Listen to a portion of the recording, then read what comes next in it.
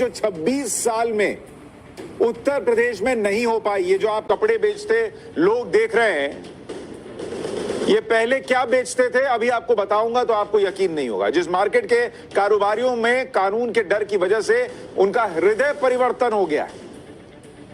मेरठ के सोतीगंज का नाम आपने सुना होगा, नहीं सुना तो आज सुन लीजिए। ये वो मार्केट है सोतीगंज जहां चोरी की गाड़ी लाकर 15 मिनट में उसे पुर्जा पुर्जा कर देते थे। 15 मिनट बॉस। ये जो लोग आज कपड़े बेच रहे हैं, कपड़े काट रहे हैं, 2 बिलांग नीचे से छोटी कर दो, यह गाड़ियां यहां आती थी और 2 बिलांग इधर से 2 बिलांग उधर से छोटी होकर क्या बन जाती थी, एक एक पार्ट गाड़ी का यहां बिक जाता था।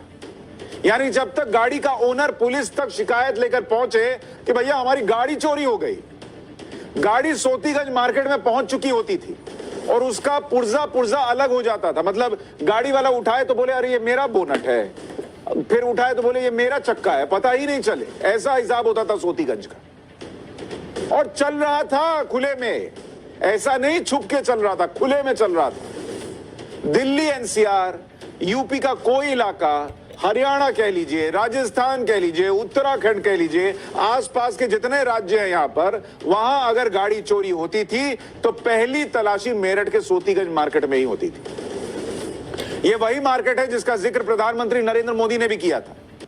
यूपी पुलिस ने कुछ दिन पहले ही इस कुख्यात मार्केट पर ताला लगवा दिया। अब यहां के कारोबारी अवैध कारोबार छोड़कर दूसरे काम धंधे कर रहे हैं।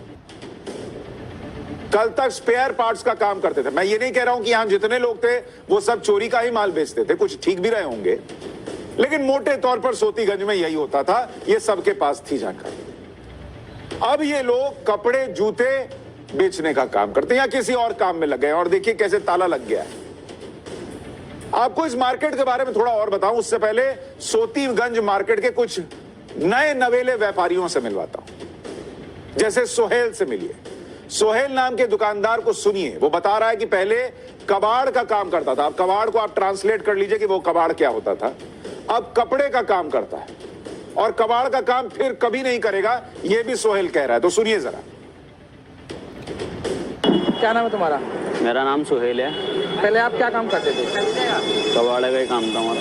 कबाड़े का काम था। और अब क्या कर रहे हैं आप लोग? कपड़े का काम कर रखा। कारण क्या रहा है कि काम चेंज करने का? बस काम तो चेंज करवा दिया पुलिस वालों ने, सबों ने। तो आप आगे भविष्य में दोबारा कपड़े का काम करेंगे? कपड़े का ही काम करेंगे जी, कबाड़ा का नहीं करने का। कारण क्या है? कारण कुछ नहीं है, बस यही है, अब बंद तो होएगा, अब क्या करना है, अब कुछ कपड़ा का ही करेंगे। योगी जी ने कर दिया कमाल। ये लोग अब कबाड़ का काम नहीं करेंगे, कह रहे कपड़े का ही काम करेंगे भैया, नहीं तो कपड़े उतर जा रहे, ऐसी हालत हो गई। कानून का खौफ है। ये लोग वो होते थे इस इलाके में, ये तूती थी इनकी कि पुलिस डरती थी जाने में। आज पुलिस वहां खड़ी होकर ढोल बजा के निपटो, ये हिसाब हो गया मेरठ के उस सोती बाजार में। एक और दुकानदार को सुनिए, इनका नाम है मोहम्मद दानिश। इन्होंने बताया कि वो भी पहले कबाड़ का काम करते थे, अब कपड़े का काम करते हैं और बहुत खुश हैं। क्या नाम है तुम्हारा? मेरा नाम मोहम्मद दानिश है। मेरा कबाड़ का काम था, अब मैंने कपड़ों का काम कर लिया, अपना काम चेंज कर दिया सब। कारण क्या रहा इस काम को चेंज करने का? कारण ये एसपी साहब आए हुए हमारे, उन्होंने पूरा काम चेंज करा दिया। अब मेरा एक काम कर रहा हूँ मैं, जब भी मेरा एक नंबर का काम था, अब मैं कपड़ों का काम कर रहा हूँ। तो पहले जीएसटी में नंबर वगैरह जीएसटी एसटी सब थी मेरे पास, हर थी में भी जीएसटी एसटी। फिर भी क्या कहते हैं, काम सेकेंडरी का काम था मेरे गाड़ी का, फिर भी काम बंद करना पड़ा? काम जब भी बंद करना पड़ा। इस काम में संतुष्ट हैं आप जो आप कब कर रहे हैं? जी हाँ, बहुत बढ़िया है, भविष्य में बढ़िया है। कपड़े कबाड़े का भविष्य में नहीं, अपने करने का, अपने कपड़ों का काम कर लिया, उसमें बहुत अच्छी कमाई है। कह रहे बहुत बढ़िया है। अरे इतना बढ़िया था तो पहले करना था ना, कबाड़ बेच के मजा आ रहा था। अब योगी आदित्यनाथ सरकार ने, पुलिस ने जब मार्केट बंद करा दिया तब इनको कपड़ा बेचना मजेदार लग रहा है। पहले कबाड़ बेचने में मजा आता था। वक्त बदल रहा है, वक्त का पहिया घूम गया है। सोतीगंज में गाड़ी काटने का कारोबार एक साल में 1000 करोड़ रुपए का। और लोगों से आपको मिलवाऊंगा जिनका हृदय परिवर्तन हुआ है, लेकिन पहले सुनिए ये मार्केट क्या था। सोतीगंज में रात में जब लोग सोते थे तो उनकी गाड़ियां पहुंच जाया करती थी चोरी हो। एक साल में 1000 करोड़ रुपए का कारोबार था गाड़ी काटने का। दिल्ली, हरियाणा, पंजाब, राजस्थान, उत्तराखंड से चोरी लूट की गाड़ियां यहां काट दी जाती थी। यहां मोटर पार्ट्स बेचने की 400 दुकानें थी। किसी भी गाड़ी का कोई भी पार्ट यहां मिल जाता था। पूरे देश में जो पार्ट कहीं नहीं मिलेगा वो सोतीगंज में मिलता था। यहां दुकानों में करीब 200 उस्ताद मैकेनिक काम करते थे। उस्ताद नहीं कहते कि अरे मैकेनिक गैराज में जाइए, उस्ताद काम कर रहे हैं, उस्ताद बनाओ जरा, ये कहते हैं ना। 200 लोग थे। ये मैकेनिक कोई भी गाड़ी 15 मिनट में काट देते थे। 15 मिनट में बताइए काट देते थे। आप जाइएगा वहां दर्जी के पास, वो आपका नाप लेगा, 15 मिनट में कपड़ा नहीं काट पाता, ये 15 मिनट में गाड़ी काट देते थे। जब तक आप सोचेंगे कि मेरी गाड़ी कहां होगी, किस हाल में होगी, तब तक वो गाड़ी जो है उसका एक पार्ट उधर एक पार्ट इधर लेटा रहता था। हर उस्ताद मैकेनिक अपने नीचे 2 से 5 बच्चों को सिखाता भी रहता था। टैलेंट ट्रांसफॉर्मेशन, इधर से उधर टैलेंट देते थे। कुल मिलाकर सोतीगंज मार्केट में करीब 1000 लोग काम करते थे।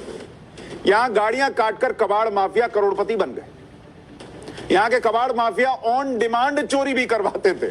यहां के कबाड़ माफिया दूसरे राज्यों में गाड़ी चोरी गैंग के संपर्क में भी रहते थे। लेकिन बड़े एक्शन के बाद अब 100 से ज्यादा कारोबारी दूसरे धंधे काम में लग गए। तो यह हुआ है उत्तर प्रदेश के मेरठ में, जो बीते 26 साल में नहीं हो पाया। एक और दुकानदार है हाजी आस मोहम्मद। इनका भी पहले वही कबाड़ वाला काम था, आजकल जूते बेच रहे हैं। सुनिए इनको भी। मेरा नाम हाजी आस मोहम्मद है। पहले आप क्या काम करते थे? पहले हमारा कबाड़ का काम था। अब क्या कर रहे हैं आप लोग? हम जूते का काम करेंगे भैया। कारण क्या रहा इसका, जूते का काम करने का? जूते का काम इसलिए कर रहे हैं कि प्रशासन का ऑर्डर है, ऊपर से प्रशासन का ऑर्डर है है। ये काम को चेंज करें, दूसरा काम करें। तो आप संतुष्ट हैं इस काम से? हम इस काम से संतुष्ट हैं, हमें कोई दिक्कत नहीं है। भविष्य में यही काम करेंगे या आगे भी चेंज? भविष्य में यही काम करेंगे, कबाड़ का काम कभी नहीं करेंगे। कई और दुकानदारों ने भी बताया कि उन्होंने भी कबाड़ का काम न सिर्फ छोड़ दिया है, बल्कि अब कबाड़ का काम कभी नहीं करेंगे। एक बार उन लोगों को भी सुनिए, फिर मार्केट का एक बोर्ड आपको दिखाता हूं। पहले मेरा टायरों का काम था।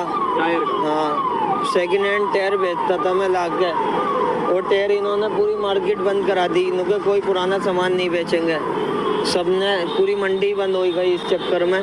जो नीचे तबके के लोग थे वो भी परेशान है इस टाइम। जो मजदूरी दिहाड़ी करते थे सब परेशान है इस टाइम। जितने भी दिहाड़ी करने वाले हैं, और किसी की दुकान पे टायर का पंचर का काम है, किसी का कुछ काम है, किसी का कुछ काम है, सब परेशान है इस टाइम। और जो गलत थे वो बंद हो गए, वो सही भी है, जो गलत थे वो बंद हो गए। मगर अब हम क्या करें, हम इसके सिवा और क्या करें। अब ये खोला है, इसमें 20 रुपये 10 रुपये मिल रहे हैं, इसमें बच्चों की फीस देना है या घर का गुजारा चलाना है, क्या करें इसमें। पहले मैं टायर बेचता था। हाँ, टायर बेचता था। अच्छा, अब कपड़ों का कारोबार शुरू करा है, क्या मजबूरी आई थी? देखो, रोजगार नहीं है, कुछ ना कुछ तो करना पड़ेगा। नहीं करेंगे तो भूखे मरेंगे। भूखा इंसान मर नहीं सकता। सही बात, भूखे मरना भी नहीं चाहिए, लेकिन ईमानदारी की रोटी में ज्यादा मजा है भाई। ईमानदारी वाली रोटी खाओ ना।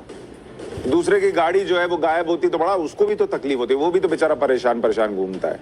कितने लोग ईएमआई पे गाड़ी उठाते हैं, उनका सपना होता है गाड़ी खरीदना, और उधर वो सपने में खोए होते हैं रात में, उधर गाड़ी चोरी हुई, इधर सोतीगंज में गाड़ी जो है वो अलग सो जाती थी।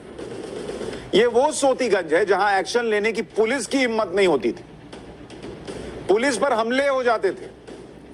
आपको ऐसी 2 घटनाएं बताता हूं, आपको तब समझ में आएगा कि ये एक्शन योगी आदित्यनाथ सरकार ने जो लिया वो कितना बड़ा एक्शन है। पहली घटना 23 फरवरी 2015 की है।